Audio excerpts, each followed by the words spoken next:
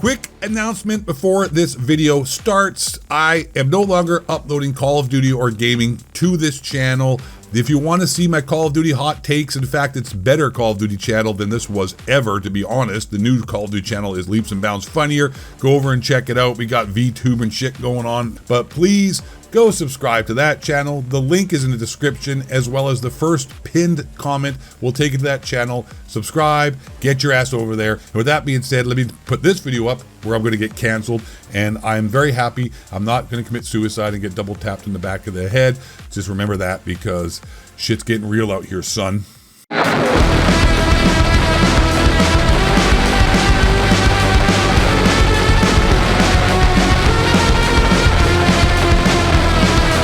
And Jewish donors, they have a lot of explaining to do, a lot of decoupling to do, because Jewish donors have been the #1 funding mechanism of radical, open border, neoliberal, quasi-Marxist policies, cultural institutions, and nonprofits. Oh boy, ladies and gentlemen. Wow. I tell you what, I didn't think Tucker Carlson was going to go here, but the man, Tucker Carlson, keeping a real packing of steel, as much as I thought he wasn't, he might be that guy. Yesterday was Charlie Kirk's memorial in Phoenix, Arizona, that had hundreds of thousands of people outside and thousands and thousands inside, with amazing speakers and great speeches. Elon Musk and Donald Trump became friends again.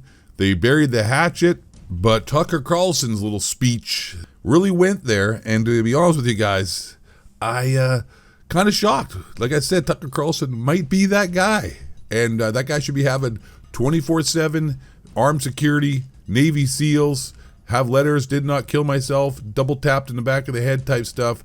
Hopefully not going to happen, because he said it. And it actually reminds me of my favorite story ever.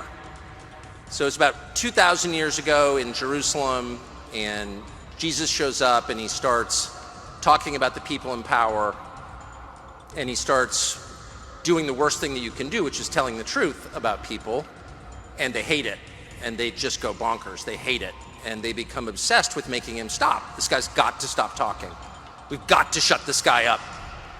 And I can just sort of picture the scene in a lamplit room with a bunch of guys sitting around eating hummus, thinking about, what do we do about this guy telling the truth about us? We must make him stop talking. And there's always one guy with the bright idea, and I can just hear him say, I've got an idea, why don't we just kill him? That'll shut him up.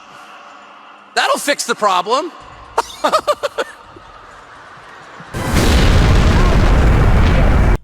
So you guys are picking up what Tucker Carlson was throwing down there, right? Like the parallels between somebody telling the truth in 2,000 years ago times in a certain country in the Middle East, and they getting killed by a certain group of people. I don't know if you guys know the story. I'd like to tell you a little story from the Bible of Pontius Pilate, Barabbas, and Jesus. And the story goes something like this. Pontius Pilate was the governor of Judea during the time that Jesus was there. And Jesus was brought forth before Pilate, accused of blasphemy for saying he was the king of the Jews and doing other things as well that Jesus did. Pontius Pilate himself found Jesus to be innocent of everything he was accused of. However, the rabbis, that's one thing that's omitted, it says the Jewish people, but if you look at the actual Bible, it was the Jewish holy men, the rabbis. And because the crowd was in such an uproar, Pontius Pilate succumbed to the public pressure. But the actual story is that they were given a choice between Barabbas, a convicted rapist and murderer, or Jesus. And the crowd still chose kill Jesus. Now, that is a lesson, just like every story in the Bible is a lesson and a message. Now, what that lesson and message is, my friends, I will let you come to that conclusion. I think to me it's pretty obvious. Listen, I want to also call out anybody who is trying to defend the situation that's occurring with the accusations that have been flying around, being said by Tucker kind of there in a little bit of code. And you got to sort of be careful on certain situations here when you're saying certain things. But there's people who have been trying to defend this situation that has occurred, namely a lot of grifters. And one which is very disappointing is one of Nicholas Fuentes, who is completely gaslighting his audience, and I think is actually now just a little piece of shit, and quite frankly a fake, as much as I thought he was keeping it real and packing the steel. The Big Bear is on the same level I am and had a great take, and I'm just going to read his tweet. Nick Fuentes tells his listeners that Israel did 9/11, JFK, 10/7, USS Liberty, feminism, mass immigration, trans movement, lied about the Holocaust, killed God, started every American war since World War I. But if you think they had anything to do with the death of Charlie Kirk, well then his new best friend Tim Pool will tell you how schizophrenic you are. I don't think Israel does have any of it directly. Okay, Owen. Owen's kind of on some weird level right now. He's sort of just giving up and fucking playing with his goats. I just think they're the narrative and middleman that allows and justifies man to acquire his darkest desires. That being said, Nick Fuentes is a laughable shill who betrayed his audience. It's fine to not think Israel did something. That isn't betrayal. I agree. Betrayal is feeding them the poison for years in exchange for loyalty and money, and then gaslighting them in public when an actual event happens. And now, if you don't know as well, the backstory here, why this is going on and the accusations, because previously, Charlie Kirk was sort of pro-Israel, and then since then, he was offered a ton of money by Netanyahu for Turning Point USA, which Charlie Kirk turned down. And then, as you saw in that clip at the beginning, has started to raise and was starting to raise questions, as well as pose ideas that are contrary to a certain state that happens to be the most influential state in America, kiss the wall.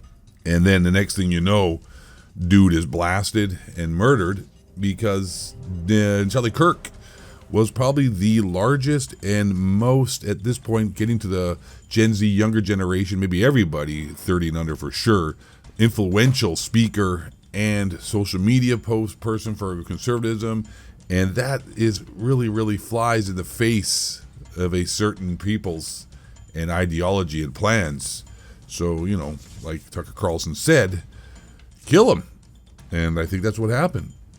And a lot of people ain't going to say that. A lot of people will. But like I said, maybe Mr. Fuentes is just not paying attention or is saying stuff that is not really, you know, not paying attention to. Or maybe he's always been full of shit. I don't know. Because some of the stuff he's been saying has been pretty funny. And I always found it entertaining. And his content seemed to be kind of, you know, on point for some stuff. But at the same time, a lot of race grifting out here. A lot of grifters out here. A lot of people using whatever they can and any means and say anything they can, left or right, to make a lot of money. So it's hard. You got to figure out who the charlatans are and who the actual real people are. But you definitely know who the real people are, the ones that are dead. So Charlie Kirk was a real one and was really getting real. And I think that's why they shut him up. As old Bill Hicks would say, shut him up. So that's the video. Hope you enjoyed it. Thanks for watching. Make sure to subscribe. Keeping it real, pack and steel. Hope this video stays up. And last but not least, and most importantly, my fellow Alpha Male League Game Stum of an athlete, stay black, question authority, learn to hunt characters and shapeshifters, build moves, trying to make control 7 lemons and judge, 2 or sour 7, they're Behemoth Gorgeous, Alice Flight, Moves Fake, Alan Jones, Bill Hicks, Forrest the Fosgay, White Man. Bring you down. Oy vey.